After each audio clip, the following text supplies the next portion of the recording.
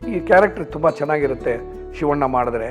Morning sunrise ಅದು ಬರ್ತಾ ಇರೋದ್ರಲ್ಲಿ ಇವಳು ಹೇಳ್ಕೊಡೋದು ನನ್ನ ಕಲ್ಪನೆಯೇ ಬೇರೆ ಇತ್ತು. ಇದು ನನ್ನ ಸ್ಕ್ರೀನ್ ಪ್ಲೇ ಮಾಡ್ಬಿಟ್ಟು ಹೇಳ್ಬಿಡ್ತಾ ಇದ್ದೇನೆ. ಸೊ ಇದೆಲ್ಲ ಇಷ್ಟ ಆಯಿತು. ಇದೆಲ್ಲ ಶಿವಣ್ಣಂಗೂ ಹೇಳಿದ್ದಾಯಿತು. ಪಾರ್ವತಮ್ಮನೂ ಇಷ್ಟಪಟ್ಟರು.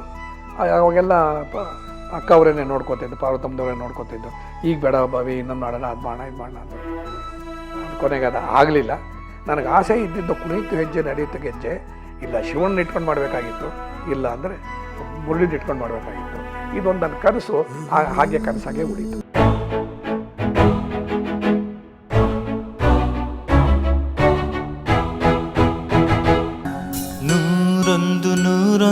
ನೆನಪು. ನಮ್ಮ ಶಂಕರ್ನಾಗಿ ಟೈಮೇ ಕೊಡಲ್ಲ ಅವರು. ಎಲ್ಲ ಬೇರೆ ನೋಡಬೇಕು.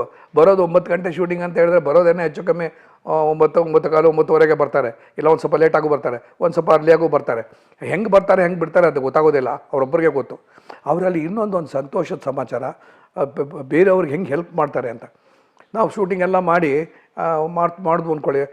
ಮಾಡಿದಾಗ ಯಾವುದೋ ಒಂದು ಶೂಟಿಂಗ್, ಪರ್ಟಿಕ್ಯುಲರ್ ಶೂಟಿಂಗ್, ಅದು 12 ಗಂಟೆ 1 ಗಂಟೆ ಆಗೋಯ್ತು ರಾತ್ರಿ. 12 ಗಂಟೆ 1 ಗಂಟೆಗೆ ಅವರು ಹೊಸೂರು ಹತ್ರ ಅವರು ಎಸ್ಟೇಟ್ ಇದ್ದಿದ್ದು. ಸೊ ಅಲ್ಲಿಗೆ ಹೋಗ್ಬೇಕು ಇವರು. ಸೊ ನಮ್ಮ ಕಂಪನಿ ಕಾರಲ್ಲಿ ಹೋಗೋರು ಪಿ ಟಿಲಿ ಹೋದರೆ ಆ ಡ್ರೈವರ್ಗೆ ಹೇಳೋರು, ನೋಡಪ್ಪ ನೀವೊಂದು ಕೆಲಸ ಮಾಡು, ನೀ ವುಡ್ಲ್ಯಾಂಡ್ಸ್ ಹತ್ರ ನಾನು ಬಿಡು, ನಿನ್ನ ಮನೆಗೆ ಅಲ್ಲಿಂದ ಆಟೋಲ್ಲಿ ಹೊಟ್ಟೋಗ್ಬಿಡು.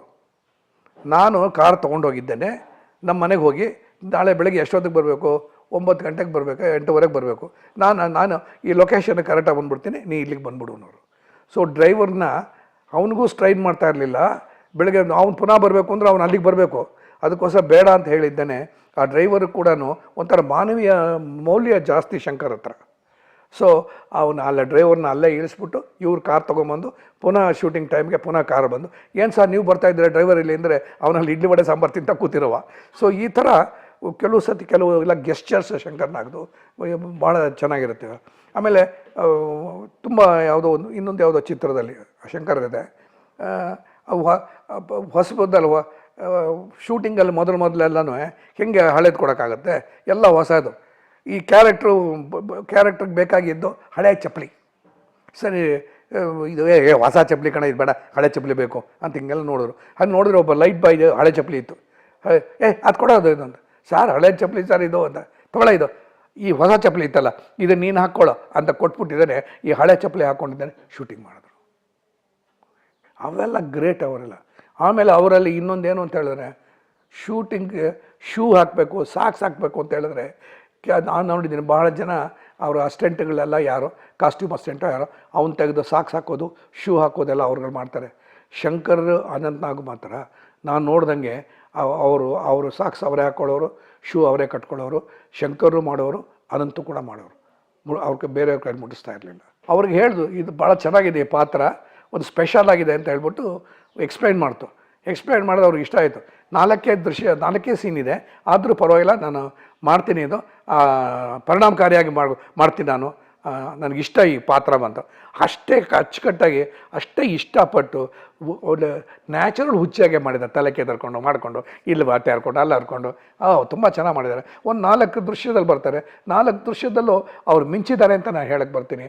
ಅದು ಅವ್ರು ಮಾತಾಡ್ತಿರೋದು ನೋಡಿದ್ರೆ ನಮಗೆ ಅಯ್ಯೋ ಅನಿಸುತ್ತೆ.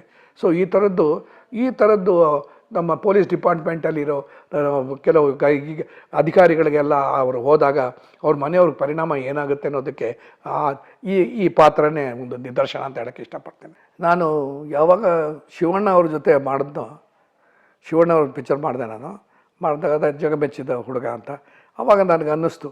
ಅವತ್ತೊಂದು ದಿವಸಕ್ಕೆ ಈ ಒಂದು ಶಿವಣ್ಣ ತುಂಬ ಡ್ಯಾನ್ಸ್ ಮಾಡ್ತಿದ್ದ. ಅವ್ರ ಇಂಟ್ರಡಕ್ಷನಲ್ಲೇ ಅವ್ರ ಡ್ಯಾನ್ಸಿಂಗ್ ಕ್ಯಾರೆಕ್ಟರ್ನೇ ಬಂದಿದ್ದು. ಈ ಕ್ಯಾರೆಕ್ಟರ್ ತುಂಬ ಚೆನ್ನಾಗಿರುತ್ತೆ ಶಿವಣ್ಣ ಮಾಡಿದ್ರೆ ಅಂದ್ಬಿಟ್ಟು ಇದರ ನಾವಲ್ ಹೆಸರೇನು ಅಂದರೆ ನಮ್ಮ ವೇಣು ಅವರು ಬರೆದಿದ್ದು, BL ವೇಣು ಅವರು ನನಗೆ ಇದು ಬರೆದಿದ್ದಾರೆ, ಕತೆ ಬರೆದಿದ್ದಾರೆ, ಸಂಭಾಷಣೆ ಬರೆದಿದ್ದಾರೆ. ಆ ಥರದ್ದು ತುಂಬ ಒಳ್ಳೆಯ ವ್ಯಕ್ತಿ BL ವೇಣು ಅವ್ರು ಬರೆದಿದ್ದಾರೆ ಕುಣಿತು ಹೆಜ್ಜೆ ನಡೀತು ಗೆಜ್ಜೆ ಅಂತ. ಹೆಂಗೆ ಅಂತ ಒಳ್ಳೆ ಕಥೆನೇ, ತುಂಬ ಒಳ್ಳೆ ಕತೆ. ಎಷ್ಟು ಚೆನ್ನಾಗಿದೆ ಕತೆ ಅಂತ ಹೇಳಿದ್ರೆ, ಮಾಮೂಲಿಯಾಗಿ ಇದು ಈ ತಮಟೆ ಬಾರಿಸ್ಕೊಂಡು ಹೋಗ್ತಾ ಇರ್ತಾರಲ್ಲ, ತಮಟೆ ಬಾರಿಸ್ಕೊಂಡು ಹೋಗೋ ಕ್ಯಾರೆಕ್ಟ್ರ್ ಅದು ಎಷ್ಟು ಚೆನ್ನಾಗಿದೆ ಅಂತ, ಡೌನ್ ಟು ಅರ್ತ್ ಕ್ಯಾರೆಕ್ಟ್ರ್ ಅದು. ಅದು ಯಾವುದಾದ್ರು ಪಾತ್ರ ಇಂಟ್ರೊಡಕ್ಷನ್ ಮಾಡುವಾಗಲೇ ಏನು ಅಂತ ಅಂದರೆ ಈ ಹೆಣದ ಮುಂದ್ಗಡೆ ಇವನು ಡ್ರಮ್ ತಮಟೆ ಹೊಡ್ಕೊಂಡು ಹೋಗೋದು ಎಷ್ಟು ಚೆನ್ನಾಗಿರುತ್ತೆ ಒಬ್ಬ ಫೇಮಸ್ ಆದ ನಾಯಕ ಮಾಡಿದ್ರೆ. ಅದು ಅವನಿಗೇನಂದ್ರೆ ಆ ಪಾತ್ರಕ್ಕೆ ಒಂದು ಏನಾಗುತ್ತೆ ಅಂತ ಹೇಳಿದ್ರೆ, ಈ ಒಬ್ಬ ಡ್ಯಾನ್ಸ್ ಟೀಚರ್ ಇರ್ತಾನೆ, ಹೇಗೆ ದ್ರೋಣಾಚಾರ್ಯ, ಇದು ಕಲ್ಪನೆ ಅಷ್ಟೇ. ದ್ರೋಣಾಚಾರ್ಯರು ಅವರು ರಾಜ್ಕುಮಾರ್ಗೆ ಹೇಳ್ಕೊಡೋದೇ ಹೊರತು ಬೇರೆ ಅವ್ರಿಗೆ ಹೇಳ್ಕೊಡ್ತಾ ಇರಲಿಲ್ಲ. ಅವ್ರು ಇಟ್ಕೊಂಡಿದ್ದೇನೆ ಅದಕ್ಕೋಸ್ಕರ ಅವ್ರನ್ನ, ದ್ರೋಣಾಚಾರ್ಯನ. ಅವರು ಏನು ಮಾಡ್ತಾರೆ ಅಂದರೆ, ಅವರು ಏಕಲವ್ಯ ಏನು ಮಾಡ್ತಾನೆ ಅಂದರೆ, ದ್ರೋಣಾಚಾರ್ಯರು ಬಿಲ್ಲುವಿದ್ಯೆ ಹೇಳ್ಕೊಡ್ತಿರುವಾಗ ಇವನು ಕದ್ದು ಎಲ್ಲ ನೋಡಿ ಕಲ್ತ್ಕೊಂಡ್ಬಿಟ್ಟಿರ್ತಾನೆ. ಇವರೆಲ್ಲರಿಗಿಂತ ದೊಡ್ಡ ಬಿಲ್ಲುವಿದ್ಯೆಗಳು. ಸೊ ಆ ಥರ ಇವನಿಗೆ ಆಸೆ, ತಾನು ಕೂಡ ಡ್ಯಾನ್ಸ್ ಕಲ್ತ್ಕೋಬೇಕು ಅಂತ. ಆ ಬ್ರಾಹ್ಮಣರೊಬ್ಬರು ಇರ್ತಾರೆ, ಡ್ಯಾನ್ಸ್ ಅವ್ನು ಹೇಳ್ಕೊಡೋನು ಡ್ಯಾನ್ಸರು. ಸೊ ಅವನ ಹತ್ರ ಒಂದು ದೊಡ್ಡ ಶಿಷ್ಯಕೂಟನೇ ಇರುತ್ತೆ, ಅವ್ರಿಗೆಲ್ಲ ಹೇಳ್ಕೊಡ್ತಾ ಇರ್ತಾನೆ. ಇವನು ಕೂಡ ಆ ಕದ್ದು ನೋಡೋದು, ಅದು ಮಾಡೋದು ಎಲ್ಲ ನೋಡ್ತಾ ಇರ್ತಾನೆ. ಒಂದು ದಿವಸ ಗೊತ್ತಾಗ್ಬಿಡುತ್ತೆ, ಇದು ಕಥೆ ಇದೆ, ನೀವು ಕೇಳ್ತಾ ಇದ್ದೀನಿ. ಆಮೇಲೆ ಇವನಿಗೆ, ಆ ಟೀಚರ್ಗೆ, ಗುರುಗೆ ಇವ್ನು ನೋಡಿ, ನಾನು ಏನು ನೀನು ಬಂದು ನೋಡ್ತಾ ಇದೆಯಾ, ಏನಿದು ಅಂತ. ಇಲ್ಲ, ನಾನು ಈ ಥರ, ನೀನು ಯಾರು, ನಾನು ಈ ಥರ ತಮಟೆ ಹೊಡ್ಕೊಂಡು ಹೋಗೋನು ಅಂತ. ನಿಂಗೇನು ಅಂತ, ನನಗೆ ನಾಟ್ಯ ಕಲ್ತ್ಕೋಬೇಕು ಅಂತ ಆಸೆ. ಅದು ನಾಟ್ಯ ಕಲ್ತ್ಕೋಬೇಕು ಅಂದರೆ ನಿನಗೇನು ಗೊತ್ತು ಅಂತ ಕೇಳಿ. ನನಗೂ ಗೊತ್ತಿದ್ದು ನಾನು ಬೇಕಾದ್ರೆ ಹೇಳ್ತೀನಿ ಅಂತ ಹೇಳು ಅಂತ. ಅವನು ಅದು ಎಷ್ಟು, ನನ್ನ ಕಲ್ಪನೆ ಎಷ್ಟು ಚೆನ್ನಾಗಿತ್ತು ಅಂದರೆ, ಗುರುಗಳ ಎದುರುಗಡೆ ತಮಟೆ ಬಾರಿಸ್ಕೊಂಡಿದ್ದೇನೆ ಅವನು ನಾಟ್ಯ ಮಾಡ್ತಾನೆ. ತಮಟೆ ಬಾರಿಸ್ಕೊಂಡು ನಾಟ್ಯ ಮಾಡ್ತಾನೆ. ಇವಳು ಅಡುಗೆ ಮನೇಲಿದ್ದು ನಾಯಕಿ, ಅವಳು ಗೊತ್ತಾಗತ್ತೆ ಮಗಳು ಗುರು, ಅವಳು ಹಾಗೆ ಬಂದು ನೋಡ್ತಾಳೆ. ಅವಳು ದಿಗ್ಬರ್ಗವೇ ಆಗ್ಬಿಡ್ತೀವಿ ಇವ್ನು ಡ್ಯಾನ್ಸ್ ಮಾಡ್ತಿರೋದು ನೋಡಿದ್ಮೇಲೆ. ಇವರಿಬ್ಬರಿಗೂ ಒಂದಿಷ್ಟು ಅಂಡರ್ಸ್ಟ್ಯಾಂಡ್ ಥರ. ಇವನಿಗೆ ಗುರು ಮಗಳು ಅಂತ, ಇವಳಿಗೆ ಅನುರಾಗ ಅವನಲ್ಲಿ. ಅವಳು ಹೇಳ್ತಾಳೆ, ನಾನು ನಿನಗೆ ಡ್ಯಾನ್ಸ್ ಹೇಳ್ಕೊಡ್ತೀನಿ, ನಮ್ಮ ತಂದೆ ಹೇಳ್ಕೊಡಲ್ಲ, ನಾನು ಹೇಳ್ಕೊಡ್ತೀನಿ ಅಂದ್ಬಿಟ್ಟು ನನ್ನ ಕಲ್ಪನೆಯಲ್ಲಿ ಚಿತ್ರದುರ್ಗದ ಮೇಲ್ಗಡೆ ಬೆಳಗಿನ ಜಾವ 4 ಗಂಟೆ 5 ಗಂಟೆಗೆ ಇವಳು ಡ್ಯಾನ್ಸ್ ಹೇಳ್ಕೊಡೋದು, ಇವನು ಕಲ್ತ್ಕೊಳ್ಳೋದು. ಯೋಚನೆ ಮಾಡಿ, ಮಾರ್ನಿಂಗು ಸನ್ರೈಸು ಅದು ಬರ್ತಾ ಇರೋದ್ರಲ್ಲಿ ಇವಳು ಹೇಳ್ಕೊಡೋದು. ನನ್ನ ಕಲ್ಪನೆಯೇ ಬೇರೆ ಇತ್ತು. ಇದು ನನ್ನ ಸ್ಕ್ರೀನ್ ಪ್ಲೇ ಮಾಡ್ಬಿಟ್ಟು ಹೇಳ್ಬಿಡ್ತಾ ಇದ್ದೇನೆ. ಸೊ ಇದೆಲ್ಲ ಇಷ್ಟ ಆಯಿತು, ಇದೆಲ್ಲ ಶಿವಣ್ಣಂಗೂ ಹೇಳಿದ್ದಾಯಿತು. ಆಮೇಲೆ ಇದು ಪಾರ್ವತಮ್ಮನೂ ಇಷ್ಟಪಟ್ಟರು. ಕೊಡ್ತೀನಿ, ಈಗ ಕೊಡ್ತೀನಿ, ಆ ಕೊಡ್ತೀನಿ, ಆ ಕೊಡ್ತೀನಿ, ಈಗ ಕೊಡ್ತೀನಿ ಅಂದರು. ಆಮೇಲೆ ಭಾಳ ಸತಿ ಪಾರ್ವತಮ್ಮನ್ನು ಕೇಳಿದೆ. ಆಮೇಲೆ ಶಿವಣ್ಣ ಅವ್ರಿಗೂ ಹೇಳಿದೆ, ಯಾವಾಗ ಸಾಹುಕಾರ ನಾವು ಮಾಡೋದು ಅಂತ. ಶಿವಣ್ಣ ಅವ್ರಿಗೆ ಸಾಹುಕಾರ ಅಂತ ಕರೆಯೋದು, ಅವ್ರು ನನ್ನ ಸಾಹುಕಾರ ಅಂತ ಕರೀತಾರೆ. ಬಟ್ ಅವರು ಈಗ ಮಾಡೋಣ, ಅವಾಗೆಲ್ಲ ಅಕ್ಕ ಅವರೇನೆ ನೋಡ್ಕೋತಿದ್ದು, ಪಾರ್ವತಮ್ಮನವರೇ ನೋಡ್ಕೋತಿದ್ದು. ಈಗ ಬೇಡ ಬಾವಿ, ಇನ್ನೊಂದು ಮಾಡೋಣ, ಅದು ಮಾಡೋಣ, ಇದು ಮಾಡೋಣ ಅಂದರು. ಅದು ಕೊನೆಗೆ ಅದು ಆಗಲಿಲ್ಲ. ಯಾಕೆಂದರೆ ಇನ್ನೊಂದು ಯಾವುದೋ ಒಂದು ಇವ್ರು ಮಾಡಿದ್ರು, ರಾಜೇಂದ್ರ ಬಾಬು ಮಾಡಿದ್ದು ಒಂದು ಪಿಕ್ಚರ್ಲಿ ಈ ಥರ ಕ್ಯಾರೆಕ್ಟರ್ ಬರುತ್ತೆ. ಇದು ಕಥೆನೇ ಅಲ್ಲ ಅದು, ನಾನು ನೋಡಿದೆ ಅದನ್ನು. ಈ ಥರ ಬರುತ್ತೆ ಬೇಡ ಬಾಮ ಅಂತ ಒಂದು ದಿವಸ ರಾತ್ರಿ ಫೋನ್ ಮಾಡಿ ಹೇಳಿದ್ರು, ಈ ಥರ ಬರುತ್ತೆ ಅಂತ. ಸರಿ ಬಿಟ್ಟೆ. ಆಮೇಲೆ ನನಗೆ ಅನ್ನಿಸ್ತು, ಯಾವಾಗ ಮುರುಳಿನೂ ಡ್ಯಾನ್ಸು ಇದಕ್ಕಾದ ತಕ್ಷಣ ನಮ್ಮ ಗುರುಗಳಿಗೂ ನಾನು ಹೇಳಿದೆ, ಈ ಥರ ಮಾಡೋಣ ಚೆನ್ನಾಗಿರುತ್ತೆ ಅಂತ. ಅವರು ಕೂಡ ಯಾಕೋ ಮನಸ್ಸು ಕೊಡಲಿಲ್ಲ. ಅವರು ಕೊಡಲಿಲ್ಲ. ಇಲ್ಲದೇ ಮುರುಳಿನ ಇಟ್ಕೊಂಡು ಅದನ್ನು ಮಾಡ್ತಾಯಿದ್ದೆ ನಾನು. ಅವರು ಬಡಪೆಟ್ಟಿಗೂ ಯಾಕೋ ಮಾಡಲಿಲ್ಲ, ಮನಸ್ಸು ಕೊಡಲಿಲ್ಲ. ಸೊ ಏನಾಗುತ್ತೆ, ನಾನು ರೈಸ್ ತೊಗೊಂಡಿದ್ದೆ. ನಾನು ವೇಣು ಅವ್ರ ಹತ್ರ ರೈಸ್ ತೊಗೊಂಡು ನಾನು ಪುನೀತ್ ಅಂತೇನೆ, ಶಿವಣ್ಣನಿಗೆ ಅಥವಾ ಆಮೇಲೆ ಇವ್ರಿಗೆ ಮುರಳಿಗೆ ಮಾಡೋಕ್ಕೋಸ್ಕರ ತೊಗೊಂಡೆ. ಆಮೇಲೆ ತೊಗೊಂಡು ಯಾವಾಗಲೂ ಕೊನೆಗೆ ಮೆಟರ್ ಡೇಸ್ ಆಗದೆ ಇದ್ದಾಗ ಇವರು ನಮ್ಮ ವೇಣು ಅವರದ್ದು, ಸರ್ ನನಗೆ ಕತೆ ಸಬ್ಜೆಕ್ಟ್ ಕೊಟ್ಬಿಡಿ ಸರ್ ಅಂದರು. ತೊಗೊಳ್ಳಿ ಸರ್ ಅಂತ ಸಬ್ಜೆಕ್ಟ್ ಅವ್ರಿಗೆ ಕೊಟ್ಬಿಟ್ಟೆ. ಸೊ ಅದರಿಂದ ನನಗೆ ಆಸೆ ಇದ್ದಿದ್ದು ಕುಣಿತು ಹೆಜ್ಜೆ ನಡೆಯುತ್ತೆ ಗೆಜ್ಜೆ, ಇಲ್ಲ ಶಿವಣ್ಣ ಇಟ್ಕೊಂಡು ಮಾಡಬೇಕಾಗಿತ್ತು, ಇಲ್ಲ ಅಂದರೆ ಮುರಳಿನ ಇಟ್ಕೊಂಡು ಮಾಡಬೇಕಾಗಿತ್ತು. ಇದೊಂದು ನನ್ನ ಕನಸು, ಹಾಗೆ ಕನಸಾಗೆ ಉಳೀತು. ನೀವು ನಮ್ಮ ಸ್ನೇಹಿತರಾದ್ದರಿಂದ ನೀವು ಕೇಳಿದಾಗ ನಾನು ಮಾಡಲ್ಲ ಅಂತ ಹೇಳೋದು ಚೆನ್ನಾಗಿಲ್ಲ. ನಾನು ಬೇಡ ಅಂತ ಹೇಳಿದೆ. ಯಾಕೆ ಅಂತ ಹೇಳಿದ್ರೆ, ಆ ಪರಮ್ ಅವರು ಇದರಲ್ಲಿ ನಾನು ಭಾಳ ಎಪಿಸೋಡ್ ಬಂದ್ಬಿಟ್ಟಿತ್ತು, 125 ಎಪಿಸೋಡ್ ಬಂದಿತ್ತು.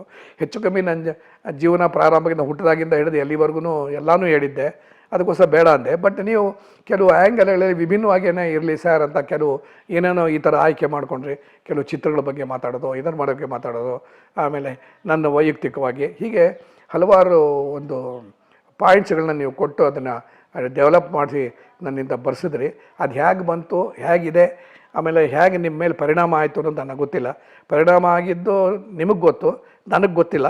ಬಟ್ ನಮ್ಗೆ ಕೇಳ್ತಾ ಇದ್ದೆ ಅವಾಗವಾಗ, ಹೆಂಗೆ ನಡೀತಾ ಇದೆ ಹೇಗೆ ಅಂತ. ಇಲ್ಲ ಚೆನ್ನಾಗಿದೆ ಸರ್, ಒಪಿನಿಯನ್ ಚೆನ್ನಾಗಿದೆ ಅಂತ. ನಾನು ಯಾವಾಗಲೂ 4 ಎಪಿಸೋಡ್ 5 ಎಪಿಸೋಡಲ್ಲಿ ಸಾಕು ಸರ್ ಅಂತ, ಇಲ್ಲ ಸರ್ ಬೇಡಿ ಸರ್ ನಡೀಲಿ ಸರ್. ಇದೆಲ್ಲ ಒಂದು ಲೈಬ್ರರಿ ಆಗಿರುತ್ತೆ, ಒಂದು ರೆಕಾರ್ಡ್ ಥರ ಇರುತ್ತೆ, ಅದನ್ನು ಮಾಡ್ಕೊಂಡು ಹೋಗೋಣ ಅಂದರು. ಇಲ್ಲಿವರೆಗೂ ಮಾಡಿದ್ದೀನಿ. ಹೇಗೆ ನಿಮ್ಮ ಮನಸ್ಸು ಮೆಚ್ಚಿದೆಯೋ ಅದೇ ನನಗೆ ತೃಪ್ತಿ ಸಿಗುತ್ತೆ. ಸಂತೋಷವಾಗಿದ್ದರೆ ಸಂತೋಷ, ಸಂತೋಷವಾಗಿಲ್ಲದೆ ಇದ್ದರೂ ಕೂಡ ಸಂತೋಷ ಕೊಡದೇ ಇದ್ದಿದ್ದಕ್ಕೆ ನಾನು ಸಂತೋಷ ಪಡ್ತೀನಿ.